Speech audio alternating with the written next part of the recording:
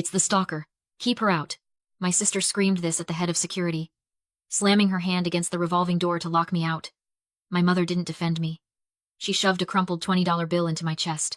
Take a taxi and vanish, she hissed. Before Robert sees your failure. I took the money. I didn't scream. I just looked at the security guard, who was waiting for my order to throw them out. I didn't give it.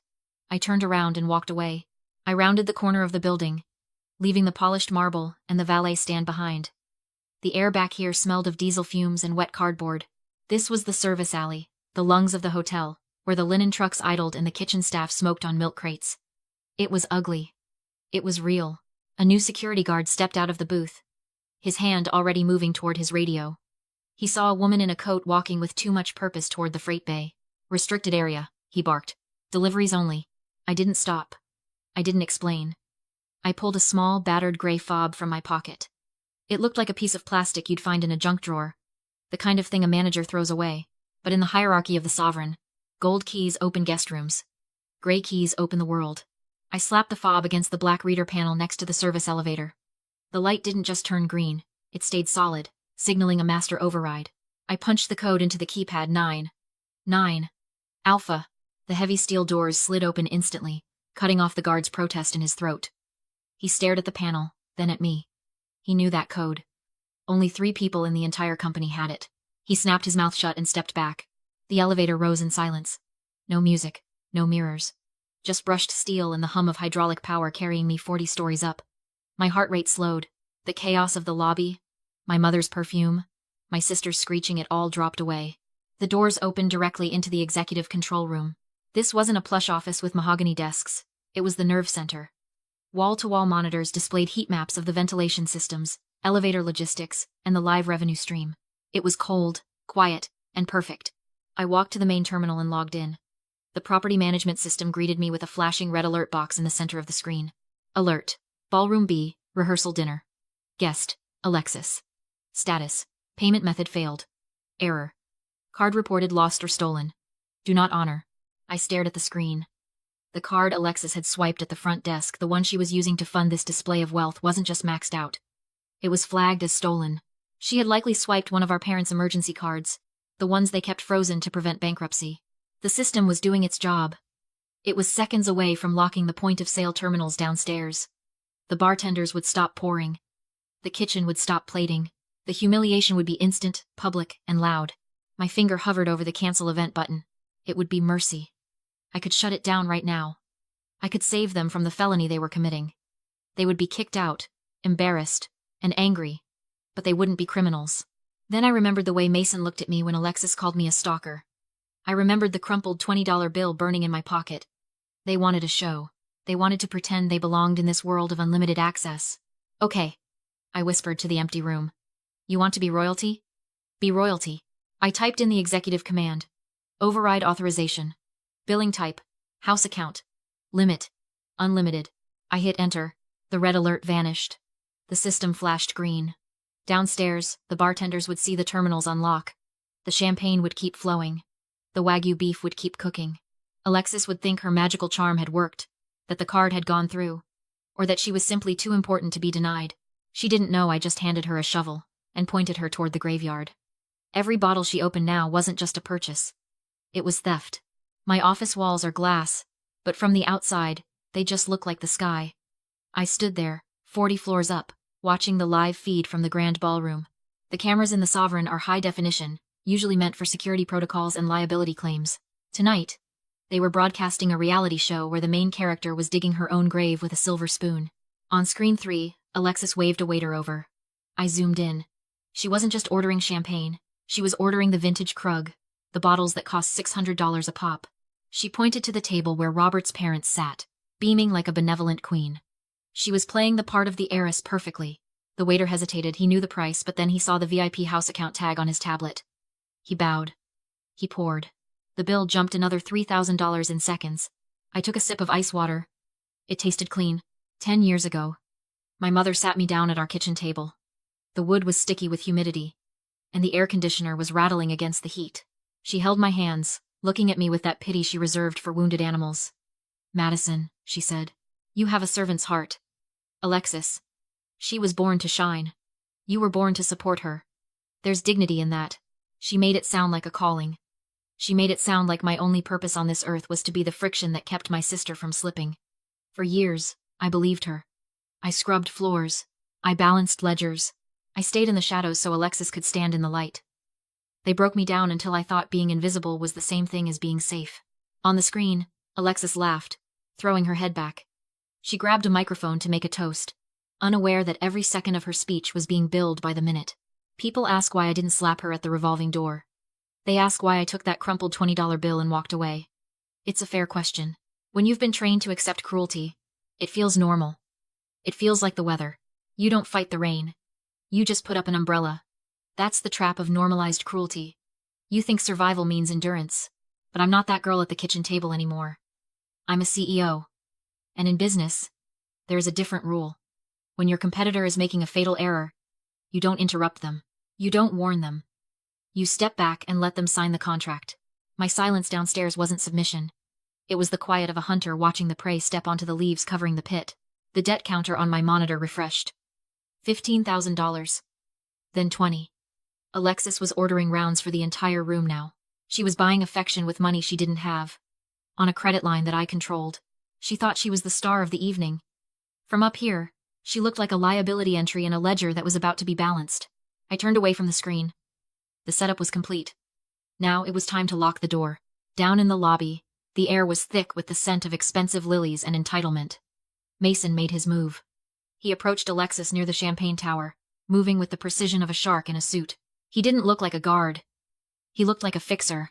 He leaned in close, angling his shoulder to cut Robert out of the conversation. I turned up the audio gain on the surveillance feed. "Ma'am," Mason said, his voice low and urgent. "We have a situation. The individual is refusing to vacate the sidewalk. She's causing a disturbance in view of the valets. The police are 5 minutes out. But they won't touch a civil dispute unless the primary guest confirms an immediate threat." "A threat?" Alexis laughed. It was a sharp, ugly sound. "She's wearing a coat from a discount rack. The only thing she threatens is the aesthetic." "I understand," Mason said. He checked his watch, playing the pressure perfectly. "But the Whitmores are pulling up now. If you sign this emergency protection request, we can formally designate her a danger to the event. It gives us the legal authority to physically remove her immediately. No arguments. Just gone."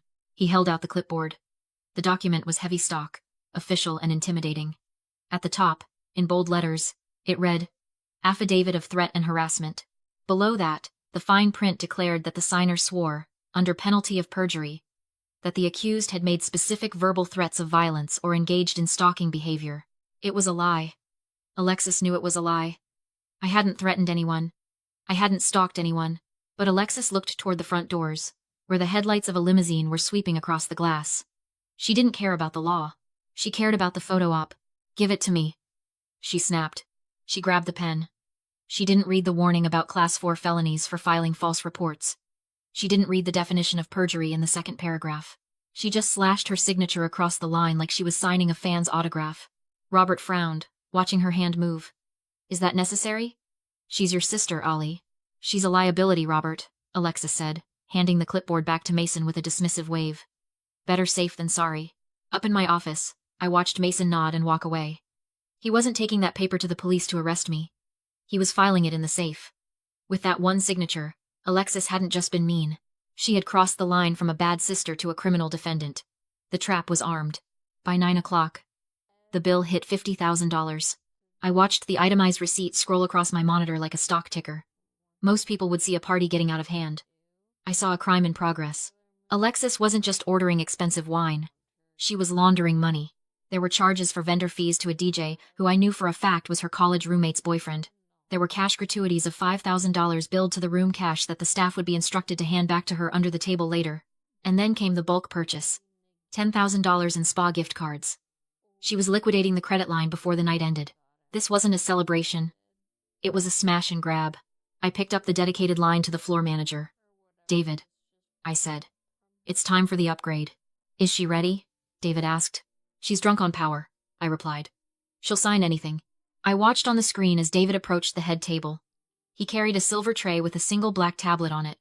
He waited for a lull in the conversation, then bowed slightly. "Miss Alexis," he said, his voice smooth as silk. The management is overwhelmed by the elegance of your event. As a gesture of goodwill, we would like to upgrade your after-party to the Imperial Suite. It has the panoramic terrace you wanted. The Imperial Suite. $5,000 a night. Private elevator. Butlers. It was the bait she couldn't resist, because it was the one thing she hadn't been able to afford to fake. Alexis clapped her hands together, squealing. She looked at Robert's parents, making sure they heard. See? They know how to treat VIPs here. We just need a quick authorization for the room change, David said, holding out the tablet. Standard liability waiver. It was a standard digital contract. Scroll, tap, sign. We've all done it 100 times without looking. But I had modified this specific file 10 minutes ago. Hidden in plain sight, right above the signature line, was a clause in bold text. Joint and several liability. Personal guarantee. By signing, she wasn't just accepting a room key. She was acknowledging that the corporate account she claimed to be using was exhausted, and she was voluntarily assuming full personal responsibility for the entire debt. It bypassed the fake business entity she was hiding behind and attached the $85,000 directly to her social security number. She didn't scroll. She didn't read. She just grabbed the stylus. Finally, she said, signing her name with a flourish. Someone who understands service. On my screen, the document locked. The PDF generated instantly, stamped with a digital timecode and her biometric signature data. Gotcha, I whispered. She thought she had just swindled a free penthouse. In reality, she had just signed a confession to grand larceny. The trap wasn't just set anymore. It was welded shut. The music stopped abruptly, cutting off mid-beat. The sudden silence was heavier than the noise had been. A manager in a dark suit walked up to the head table, his expression unreadable. He leaned in and whispered something to Alexis, Deborah, and Robert. I saw them nod, exchange confused glances, and stand up. They were strutting, adjusting their clothes, expecting a private toast or another gift. They thought they were being escorted to a VIP lounge. They were actually being walked into a slaughterhouse. The private boardroom is soundproof. The walls are dark wood. The table is black granite. And the air is always 3 degrees colder than the rest of the hotel. It's designed for hostile takeovers, not parties. I stood at the head of the table, waiting. The heavy door swung open. Alexis walked in first, holding a glass of wine she hadn't paid for. Wow, she said, looking around. A little intense, isn't it? Where's the champagne? Then she saw me. The glass slipped from her fingers. It didn't shatter. It bounced on the thick carpet with a dull thud, spilling red wine across her white shoes. What are you doing here? Deborah snapped, stepping in front of Robert as if she could physically block his view of me. Did you sneak in through the kitchen? Security. I didn't speak. I pressed one button on the console. The wall behind me lit up 3 documents filling the screen. On the left, an invoice totaling $85,400. Cash advances. Spa gift cards. DJ fees. Not a party bill, a crime ledger. In the center, a credit report stamped in red. Card declined. Closed for fraud. Richard and Deborah's names glared back at us. On the right, the affidavit Alexis had signed an hour earlier. Her signature enlarged, accusing me of stalking her. Security isn't coming for me, I said calmly. I own the building. Robert blinked at the screen. You own this place? Since I was 24, I replied. While you told people I scrubbed toilets. Alexis panicked. She faked this. She's jealous. I pointed to the wall. That's your sworn statement to police. That's a stolen credit card bill. And those spa charges? Felonies. My mother begged me to stop. I didn't create this, I said. She did. Alexis was shaking now, no longer angry, just realizing the fantasy was over. You have 5 minutes, I added. Before police execute the warrant. Robert stared at the numbers, the timestamps, the signature. His face drained of color. This is fraud, I told him. Identity theft. Perjury. She told me it was covered, he whispered. She lied. I slid a wireless terminal onto the table. The total blinked in green. You can approve this and assume legal responsibility, I said. Or, I pointed to the red button. Decline. Alexis grabbed him. Begging. Robert looked at her hand. Then at the affidavit. He pulled away.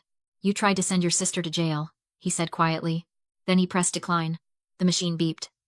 Transaction void. Alexis snapped. She lunged for a letter opener. Mason intercepted her mid-swing, twisted the weapon free, and cuffed her. I work for the owner, he said flatly. She was taken out through the service elevator. My mother sobbed in the lobby. I walked past her. Robert apologized once, then left. At coat check, My father held the house deed I'd sent down. He tried to stand. I stopped him with a look. Take it. Keep quiet. On the roof, wind cutting across the city. I deleted their names from my phone. I felt clean. They'd chosen not to see me.